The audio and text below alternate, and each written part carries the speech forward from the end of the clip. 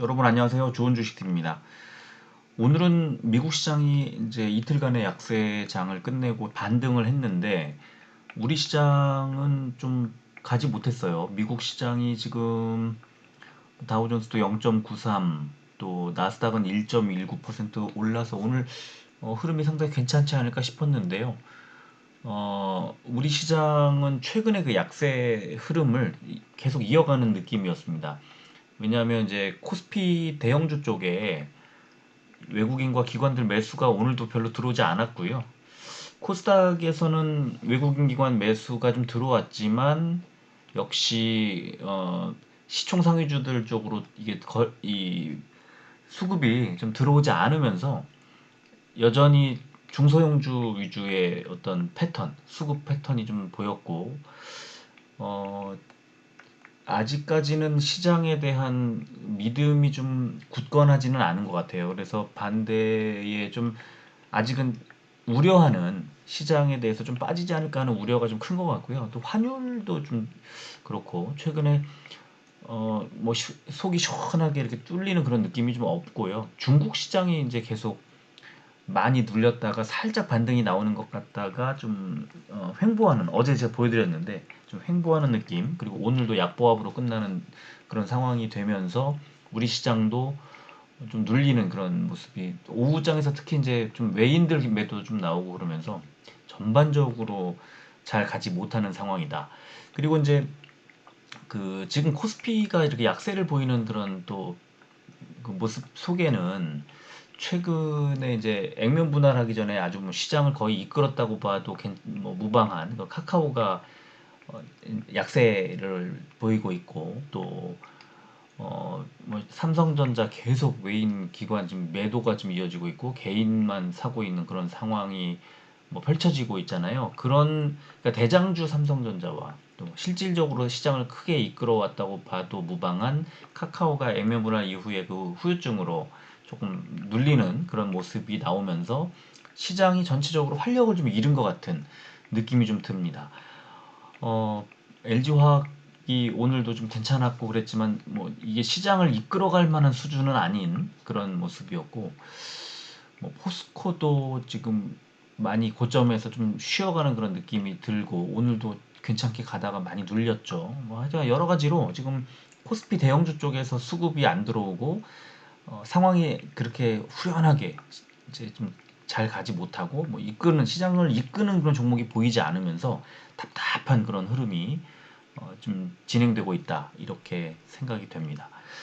자, 오늘 그래서 일단 카카오의 어, 그 주가가 언제까지 이렇게 좀 약세를 보일까, 언제쯤 반등을 할까, 이런 것들을 한번 예상해 보는 시간을 좀 마련해 보도록 하겠습니다.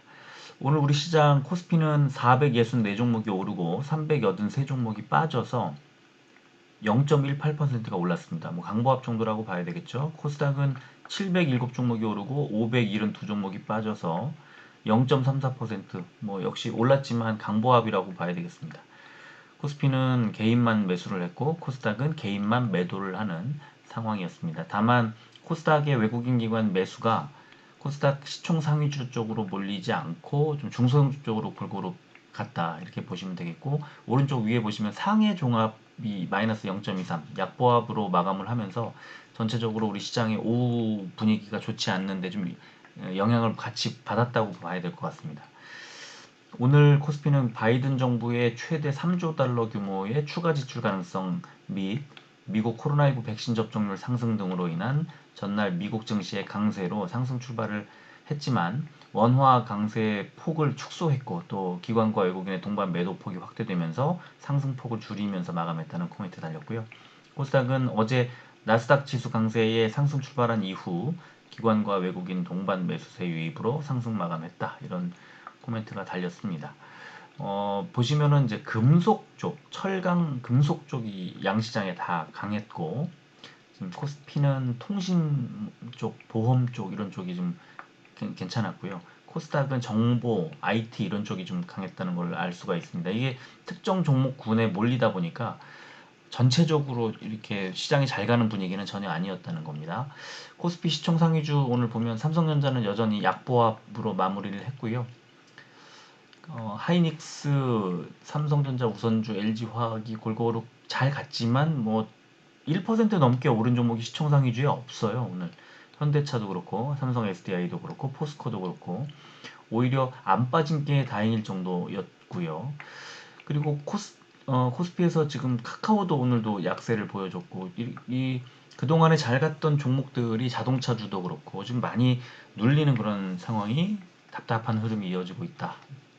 그리고 코스닥도 오늘 외국인 기관 매수가 들어오면서 지수는 올랐지만 셀트리온 헬스케어 뭐 장 막판에 많이 빠졌죠.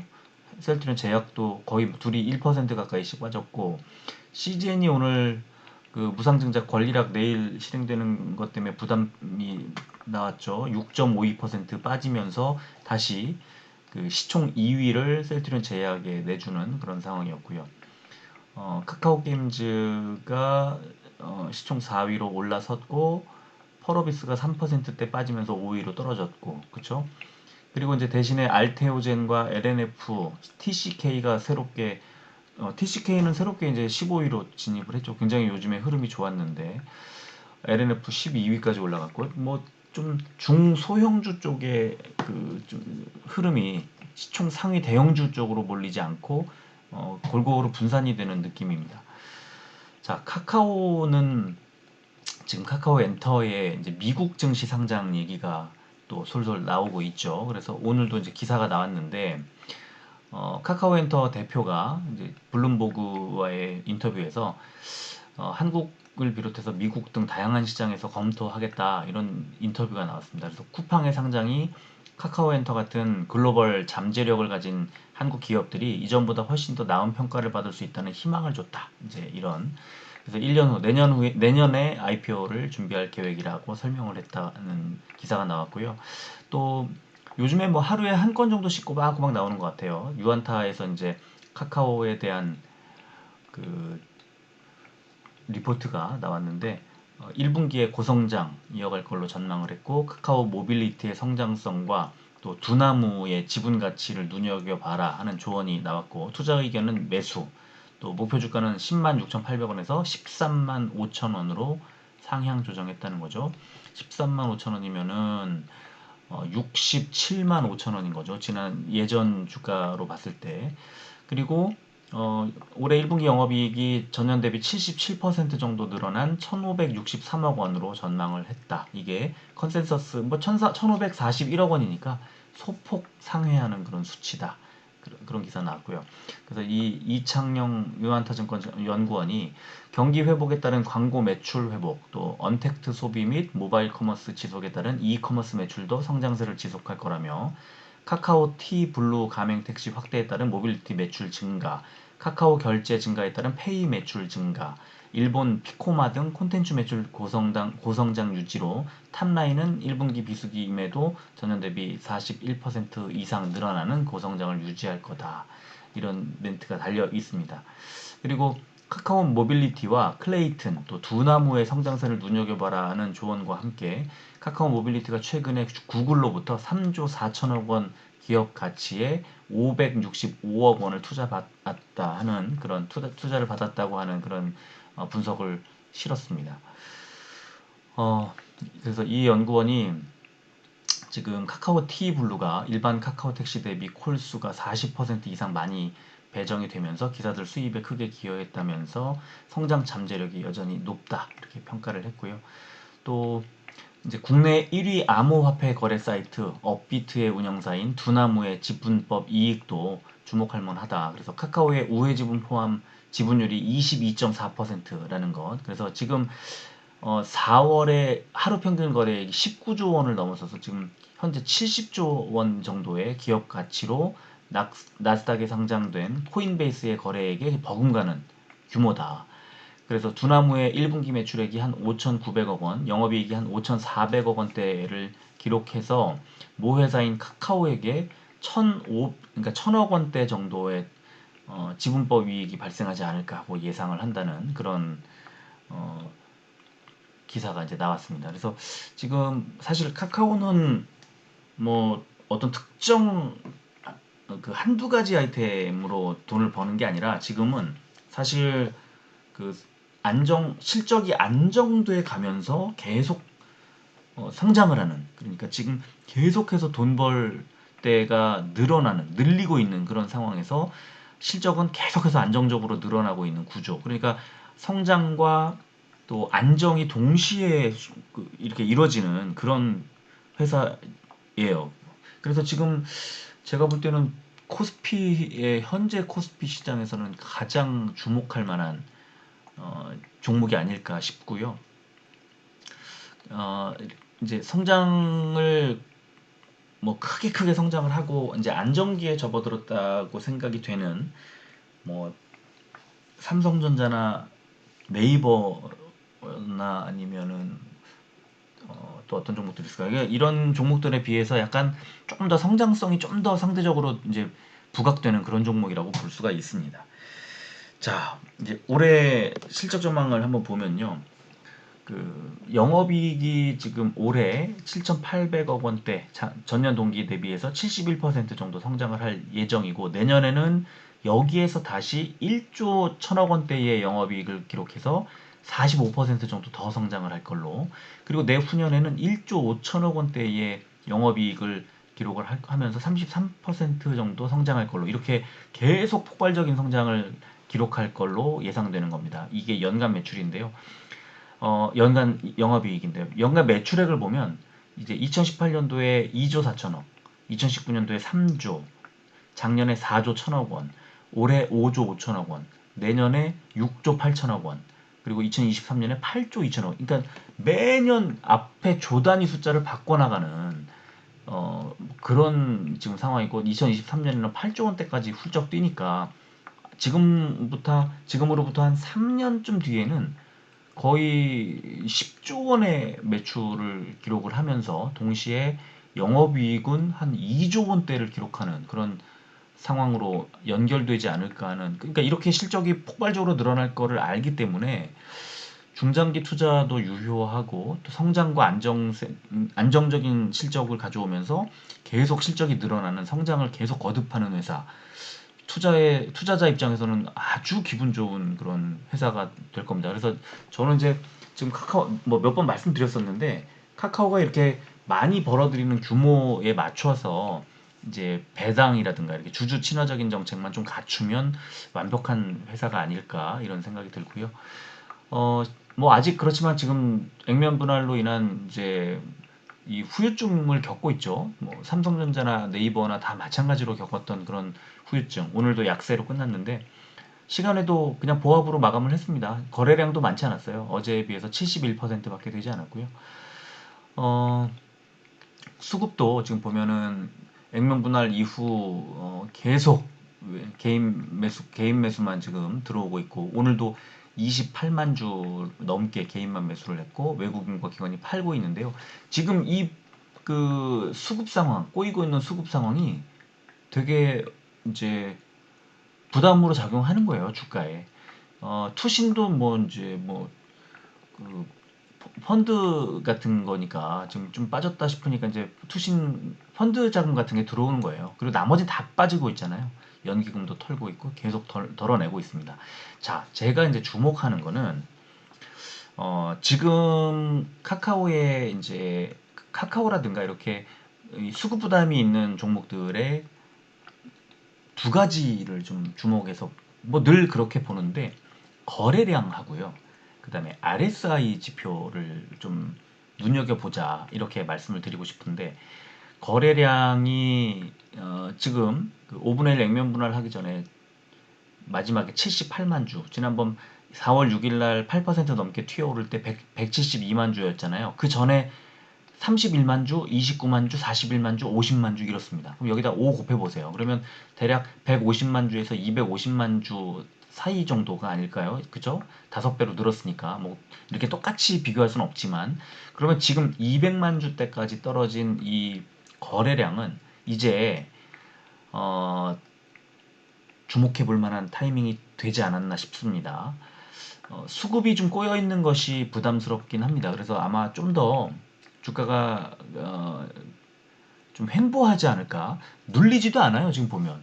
12만 500원에 4월 15일 날 마감을 했는데 오늘 11만 7,500원이니까 최근 시장 들썩거리는 걸 생각하면 굉장히 강하게 가는 거죠. 뭐 많이 빠지지도 않습니다. 이 개인만 매수하고 외국인이 던지고 있는데도 안 떨어져요. 그러니까 주가는 떨어질 때 더 안 떨어지고 버티면 이제 반등하겠다는 거죠. 거래량도 220만 주까지 줄었잖아요.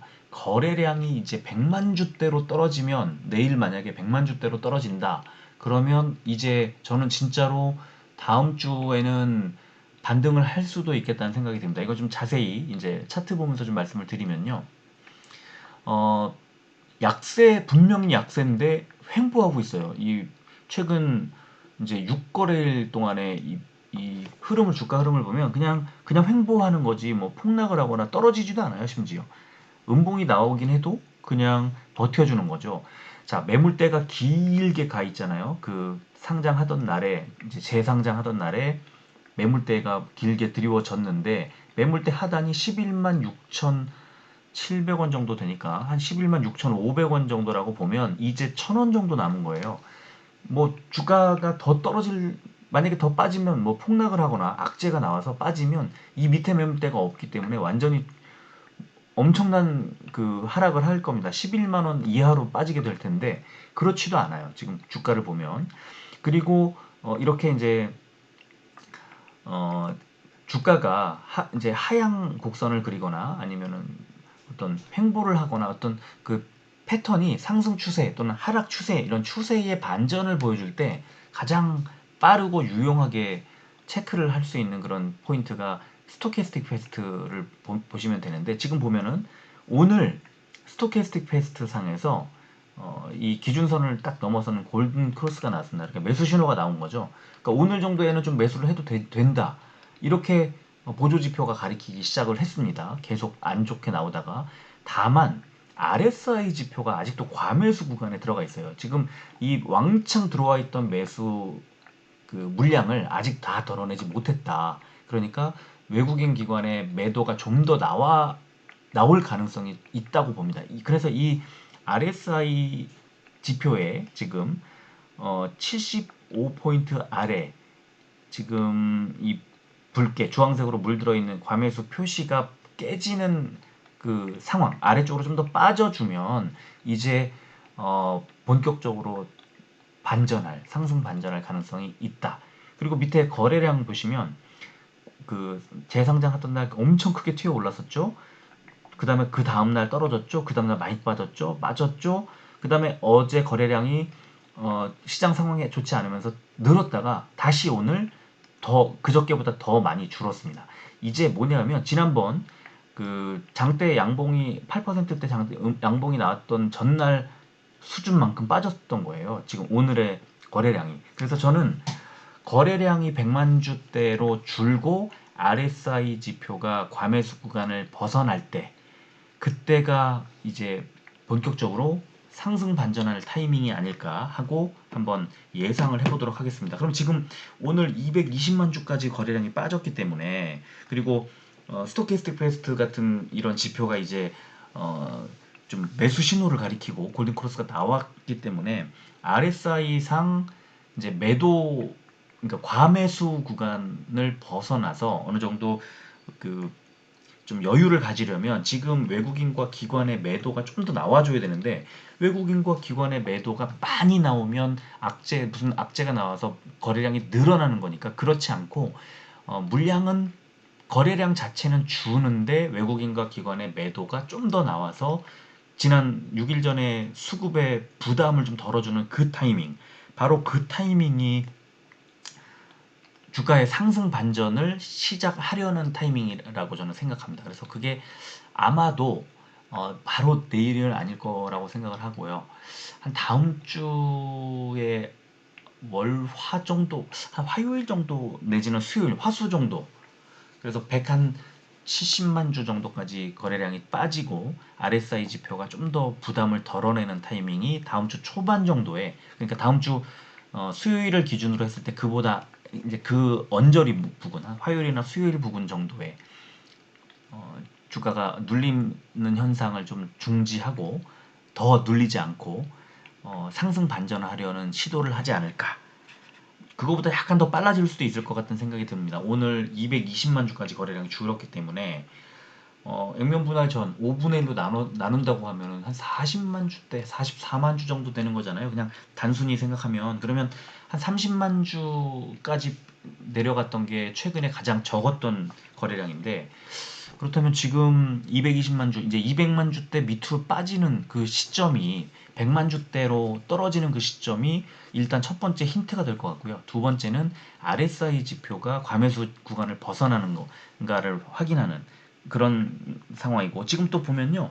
제가 그어드린 그 선 그어드린 게 매물대 하단이기도 하지만 11선과 그 딱 만나는 지점이에요. 그러니까 11선과 매물대의 지지를 받으면 11만 6,500원쯤 되는 거거든요. 그러면 11만 6,500원 정도, 1,000원 정도 더 빠지게 되면 이게 지루하게 좀 횡보하면서 한 1,000원 정도 더 내리면서 외국인 기관이 매물을 던지고 RSI 지표가 과매수 구간을 벗어나는, 그리고 거래량은 한 100, 그러니까 200만 주 밑으로 빠져서 한 170만, 80만 그 언저리 107, 80만 주 정도 거래되면서 이제 11만 6,500원 정도를 지지선으로 삼는 그런 구간이 아닐까. 그러면은 거기에서 이제 상승 반전하는 타이밍이 아닐까 생각을 합니다.